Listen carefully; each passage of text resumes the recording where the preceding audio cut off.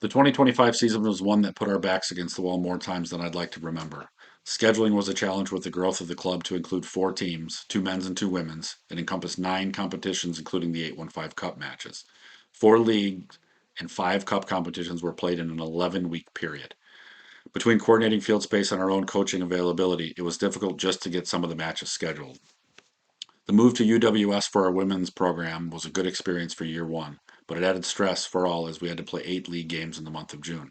They had a respectable showing at 4-4 and did compete for the Illinois State Cup for the 5th time in 5 years, but we dropped the result to Edgewater Castle. We also fell short in the National Amateur Cup tournament, dropping out in Region 2 semifinals. But in July, the women did win the first ever Women's 815 Cup against the Rockford Raptors at home, so that did add some excitement late in the season. 7 seasons. We've completed 7 seasons of DKCU soccer, and the 2025 season will be remembered as a defining campaign that tested us in a number of ways. As always, I want to start with gratitude. I've been trusted by our community to lead this club as president since we kicked off in 2017. Thank you.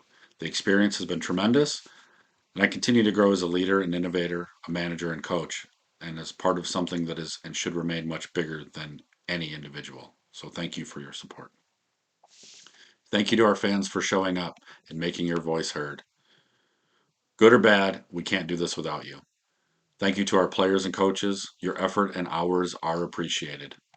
Thank you to the local businesses who choose to partner with us all year long for amazing events and promotional advertising opportunities.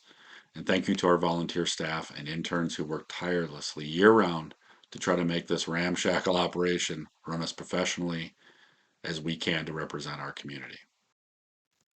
The women's reserve team featured many new players, and we are thrilled to have gotten so many local players involved. The results on the field were less of a measuring stick, as this is a group that is expected to make strides into the first team in the coming years. The men's reserve team continues to build on 2024's success, and after finishing second a year ago, we were champions of the GCSL Under 23 division this season. This group of youngsters are showcasing themselves well, and we hope they bring home some more hardware soon. The men's first team struggled out of the gate in the first division of the Midwest Premier League, losing 5 straight. We also fell in the first round for the first time in club history of the Illinois State Cup tournament.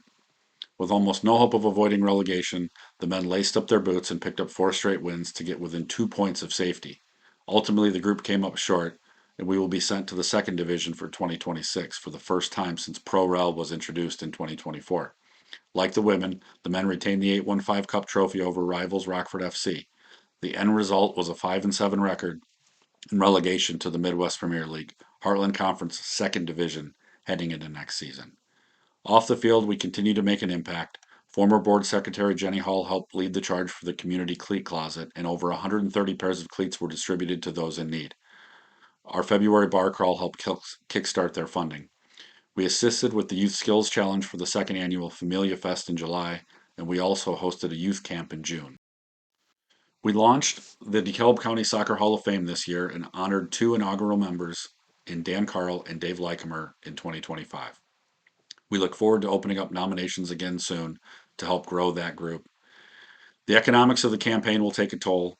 With sponsors down significantly, financial adjustments had to be made, and the recovery from this season will carry into 2026. For the first season in club history, we went in the red, requiring us to dip into our reserves.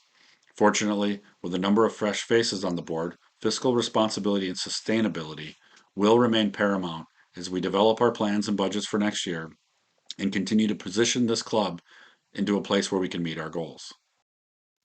What's next for the club remains up in the air.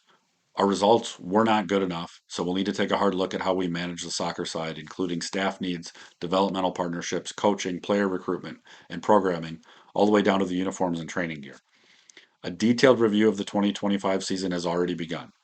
We'll adjust, we'll regroup, and we'll come back in 2026 with an updated vision of how to get results, win trophies, and become a top attraction for local families as well. Outside the white lines, we'll be breaking it down like never before. We're going to analyze our staff and our roles, we'll identify our shortfalls and our strengths, and we'll look to improve with the current model. With a World Cup looming in the United States next summer, we'll be planning watch parties and events to showcase soccer during our season. If 2025 was wild, 2026 is going to be even more so. In many ways, I think 2025 wasn't good enough, but I promise we will work hard to make it better. I see all the haul out signs and I understand the pressure and I welcome it. I'm ready for the challenge. I know the staff and coaches will be all in for 2026. Until we see you again, thank you for the support. United through soccer.